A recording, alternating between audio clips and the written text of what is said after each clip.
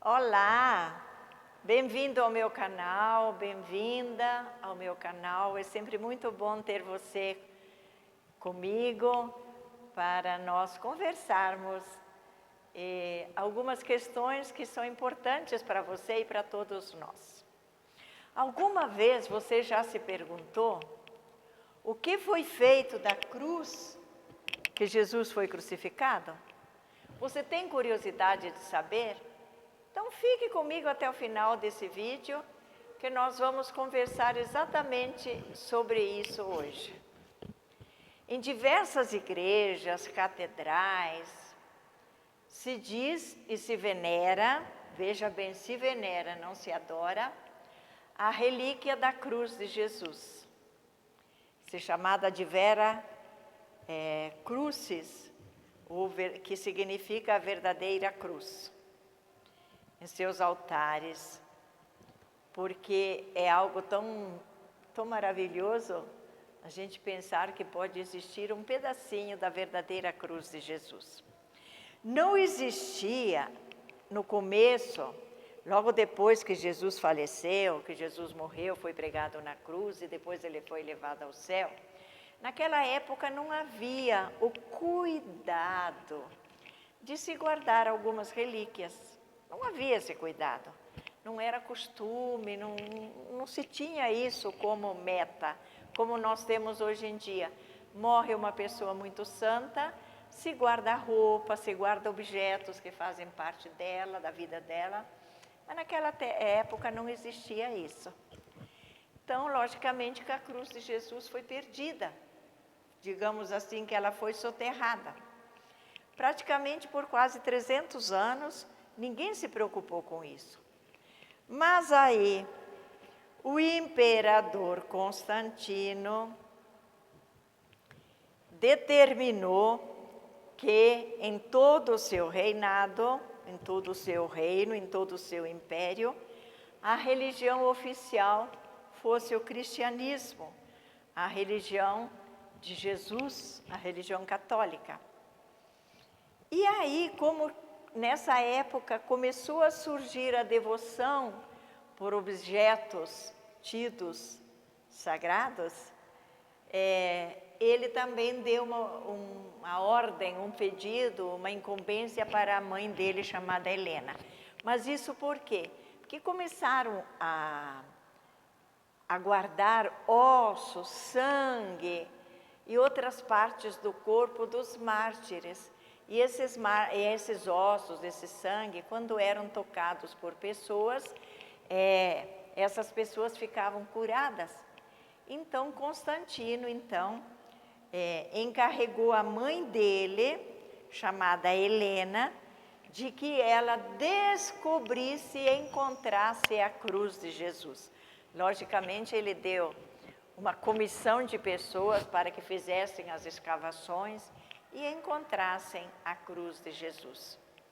Então, a Helena, que assim ela se chamava, a mãe de Constantino, foi levada ao Monte Gólgota, onde Jesus tinha sido crucificado, conforme os evangelhos, né? Foi lá que Jesus foi crucificado. E lá começaram as escavações. E encontraram 3 cruzes. Encontraram 3 cruzes, que uma poderia ser a de Jesus. Acontece que Helena, quando encontraram as cruzes, as 3 cruzes, Helena teve dúvida se era mesmo uma a cruz de Jesus.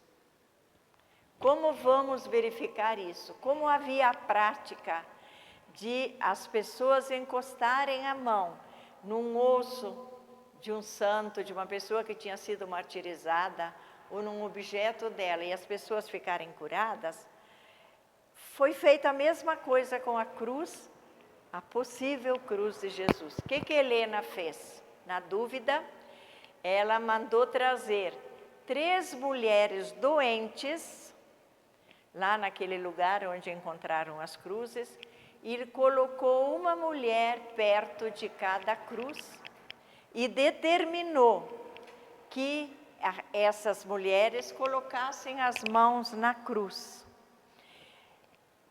E, logicamente, uma foi curada, as outras duas não. Então, quando essa mulher foi curada, logo se disse, essa é a cruz de Jesus. E também teve um outro fato. A Helena percebeu, a mãe de Constantino percebeu, que naquela cruz que a mulher tinha sido curada, havia sinais de prego, onde se dizia, onde se mostrava claramente que o crucificado tinha sido pregado na cruz e não amarrado, como foram amarrados os outros 2 ladrões que foram crucificados com Jesus. Os outros 2 amarrados e, segundo os evangelhos, Jesus foi pregado na cruz. E para se pregar, era necessário que se colocassem pregos, né? Então, esses fatos motivaram e disseram e comprovaram que aquela era a cruz de Jesus. Uma parte dessa cruz foi dada a Santa Helena, e Santa Helena levou uma parte dela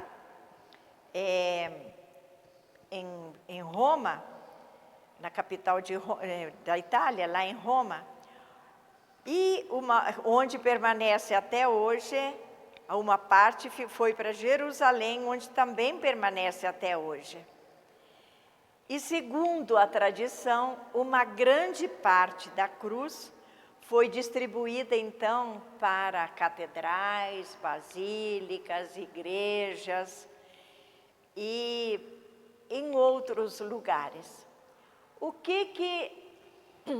Claro, que não se podia distribuir toda a cruz, porque se distribuísse tudo, não sobraria nada, não haveria. A cruz teria que ser de um tamanho imenso, e não era isso. Então, o que acontece? Em muitas das nossas igrejas, existe a relíquia da Santa Cruz, como é a nossa capela Nossa Senhora dos Anjos. Nós temos a relíquia da Santa Cruz. Só que como é essa relíquia?